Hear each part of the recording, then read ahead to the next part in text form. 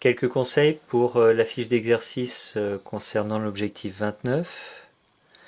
Donc pour le premier exercice, c'est des choses à compléter. Il faut bien comprendre que pour le premier angle à calculer, il va falloir faire deux opérations.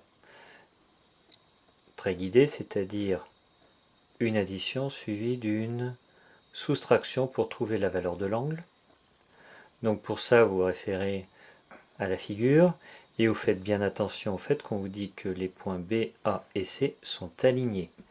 Ce qui fait que vous avez deux mesures qui apparaissent sur la figure, mais il y en a une troisième que vous connaissez. Comme les points B, A et C sont alignés, tout ça c'est un angle particulier et vous connaissez sa mesure. Vous allez pouvoir en déduire ce qui manque ici. Une fois que vous aurez fait la question 1, ça vous permettra de faire question 2, question 3 assez facilement.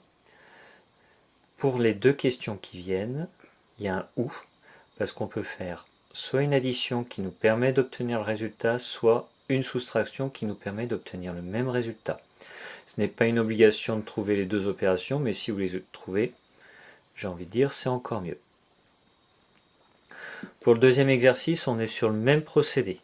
Vous rédigez de la même façon que pour le premier exercice, en mettant vos opérations, la réponse. Et si on regarde simplement bien correctement cette figure-là, vous avez deux angles qui sont notés, un en jaune et un en vert, de 23 et de 45 degrés. Il s'avère que si on regarde bien attentivement cette figure, on a deux autres angles dont on connaît déjà la mesure. Même si elle n'est pas marquée, on la connaît. Pour ça, je vous fais confiance, vous avez probablement trouvé ce qu'il faut. Une fois que vous aurez trouvé ces deux angles que vous connaissez et pour lesquels vous avez la mesure, vous pourrez calculer les angles qui manquent. Les angles qui nous manquent, c'est ce petit ici et ce grand ici, c'est la deuxième question de l'exercice. Pour l'exercice numéro 3, on observe attentivement la figure, on cherche la mesure d'un angle envers, plus précisément de DOE, donc celui-là.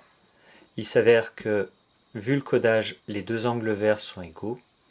Vous aurez automatiquement trois opérations à me faire pour tomber sur le résultat.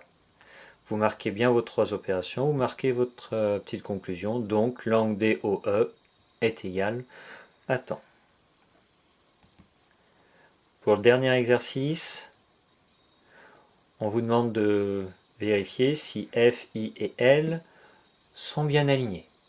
On ne se fie pas au dessin, le dessin peut être faux. On utilise ce qui est donné dans l'énoncé, ce qui est donné sur la figure et dont on connaît précisément les informations.